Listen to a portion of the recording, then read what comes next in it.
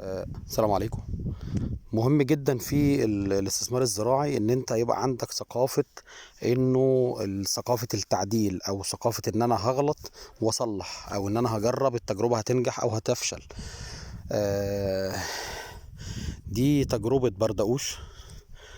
يعني كم فدان كده تجربه، والحقيقة نسب الانبات يعني ضعيفة جدا. هقول لحضراتكم حاجات بسيطة كده يمكن اللي تطلع.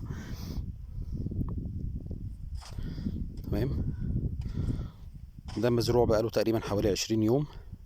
فاحنا اخدنا القرارات السريعة في المواقف اللي زي دي الحقيقة بتبقى مهمة جدا، لانه انت عشان تلحق زرعة وتعوض بيها الزرعة اللي انت كنت بتجربها وما نفعتش، لازم يبقى قرارك سريع شوية. فاحنا خدنا قرار الحمد لله ان احنا يعني البردوش ده نعتبره مش موجود، وهنزرع مكانه قمح ان شاء الله برضو على التنقيط زي ما هو كده. فده هيتم ان شاء الله يمكن يعني بعد بكره كده ولا حاجه ان شاء الله. انا قلت بس اعمل الفيديو عشان يعني الناس ما تحبطش لو حبت تجرب حاجه وما حالفهاش الحظ يعني.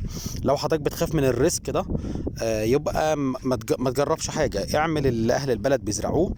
انت جاي في مكان الناس مثلا بتزرع نخل، الناس بتزرع برسيم، الناس بتزرع قمح، الناس بتزرع، ازرع اللي هم بيزرعوه من غير ما تاخد اي ريسك. لو حضرتك زي حالاتي كده بتحب يعني تزرع الحاجات اللي انت بتعرف تزرعها او الحاجات اللي انت بتحب تزرعها وحابب تجرب، يبقى في مساحات صغيره. ما تجيش مثلا ازرع 20 فدان تجربه، لا يعني التجربه دي تبقى على مهلنا فدان اتنين، بحيث انه لو لا قدر لو نجحت ان شاء الله تبقى تعممها بعد كده او تزود المساحه منها.